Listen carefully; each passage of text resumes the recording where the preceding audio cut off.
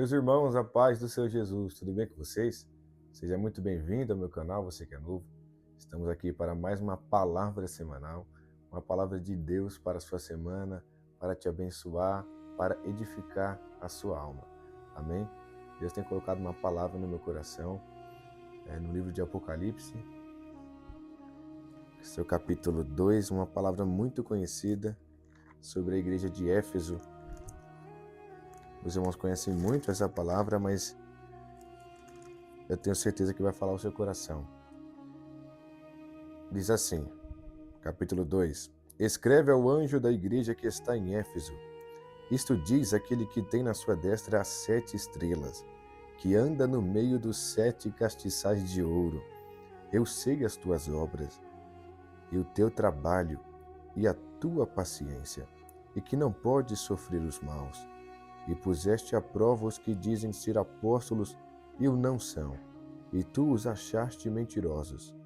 E sofrestes, e tens paciência, e trabalhaste pelo meu nome, e não te cansastes.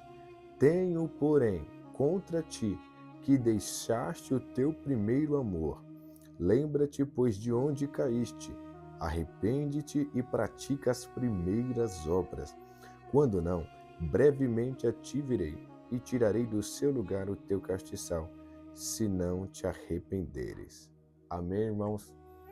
O livro de Apocalipse, que significa a doutrina das últimas coisas, escrito na ilha de Patmos por João, discípulo de Cristo, já em avançada idade, mas é ele que Deus vai se revelar para noticiar, para mostrar a João tudo o que vai acontecer no futuro e o que estava acontecendo também no presente.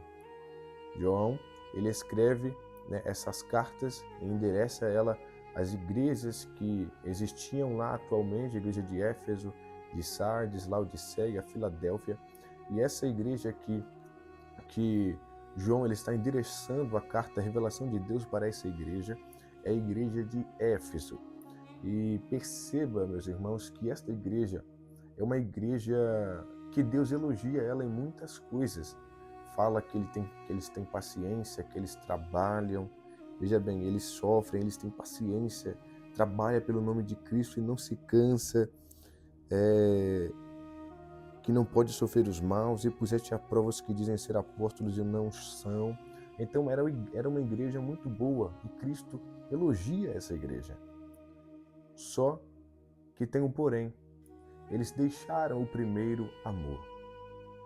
Mas como assim, você pode me perguntar, como eles estavam trabalhando para Deus, eles estavam sofrendo, eles estavam tendo paciência, mas eles deixaram o primeiro amor? Como assim?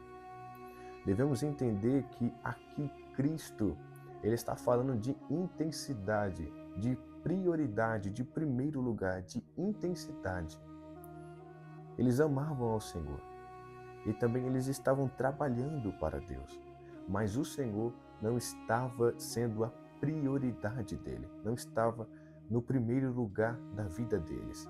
Eles não estavam praticando como nas primeiras obras, com toda aquela intensidade, com aquele fervor espiritual.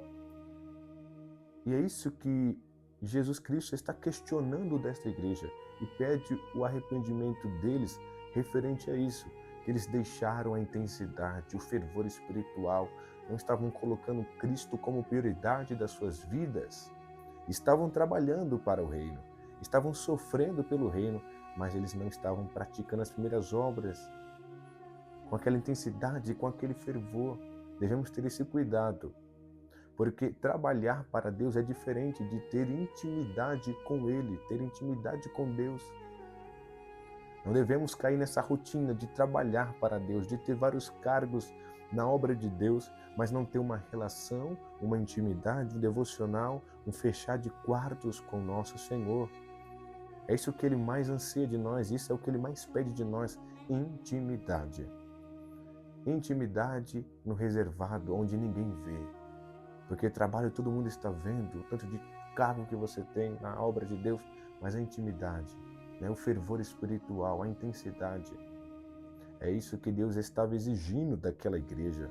Uma igreja boa, que Cristo elogiou muito, mas deixou o primeiro amor. Deixou a intensidade, deixou o fervor espiritual. E aqui eu quero trazer alguns pontos que faz com que a gente perca o primeiro amor, algumas atitudes que faz com que a gente perca o primeiro amor. A primeira é a falta de profundidade com Deus, falta de intimidade com Deus. Essa é a primeira. Devemos ter profundidade com Deus. A segunda é o convívio com o pecado. Quando a gente está convivendo com o pecado diariamente, normalmente a gente vai ficar fraco, a gente vai se afastar de Deus. Quando a gente não está orando, tem uma frase que fala, né, de um grande avivalista, que ele diz: quando você se colocar em oração, o pecado vai se afastar de você. Mas se você não se colocar em oração, o pecado ele vai se aproximar de você. O pecado terá domínio sobre você. Ele terá vantagem sobre você quando você está convivendo com o pecado e não está orando. Mas quando você ora, o pecado ele se afasta. Quando você está em comunhão com Deus. Mas essas atitudes, elas te afastam da intensidade e do primeiro amor que Cristo exige. O convívio com o pecado, com a iniquidade, com aquele pecado premeditado, aquele pecado planejado, a falta de profundidade também com Deus, a falta de devocional. Vamos lá? Primeiro, convívio com o pecado. Segundo, falta de profundidade. Terceiro, a falta do devocional, da intimidade, aquele reservado com o Senhor. Então, meus irmãos, que a gente não venha ser igual a essa igreja que perdeu o primeiro amor, mas que possamos ser crentes avivados, crentes firmes, crentes cheios do poder de Deus, cheios de vontade de fazer a obra do Senhor, com amor a Ele. A Bíblia diz que não devemos apagar o fogo do Espírito. Não extinguais o fogo do Espírito. Que venhamos colocar o Senhor como prioridade em nossas vidas. Que Ele seja o nosso primeiro amor, que Ele seja a nossa prioridade. E que tudo que nós venhamos fazer e buscar a Ele seja com intensidade, com todo o nosso coração. Jeremias diz em 29, versículo 13, buscar-me-eis e me achareis, quando me buscardes de todo o coração. A hora vem e agora é, em que os verdadeiros adoradores adorarão o Pai em espírito e em verdade. Isaías 55, versículo 6. Invocai o Senhor enquanto está perto. Meus irmãos, que possamos ser crentes vivos, que possamos colocar o Senhor como prioridade em nossas vidas e não ser como o povo lá na época de Ageu, o profeta, quando eles estavam voltando da Babilônia. Deus pede, para reconstruir o templo, mas eles estavam mais se importando com a sua casa terrena e a casa do Senhor estava abandonada. Eles não estavam colocando o Senhor como prioridade. Mas no Novo Testamento nós vemos que Deus, após a nossa conversão, após o novo nascimento, a nossa vida não é nossa. A nossa vida é de Cristo. Já estou crucificado com Cristo, não vivo mais eu, mas Cristo vive em mim.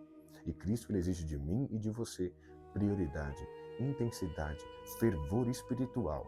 Mateus 6,33. Mas buscai primeiramente o reino dos céus e a sua justiça, e as demais coisas vos serão acrescentadas. Colossenses capítulo 3. Portanto, se já ressuscitaste com Cristo, buscai as coisas que são de cima, buscai as coisas que são do alto, e não das que são daqui da terra. Priorize ao Senhor. Lembra-te, pois, de onde caíste, arrepende-te e volte a praticar as primeiras obras. Que Deus nos abençoe, em nome de Jesus. Até a próxima.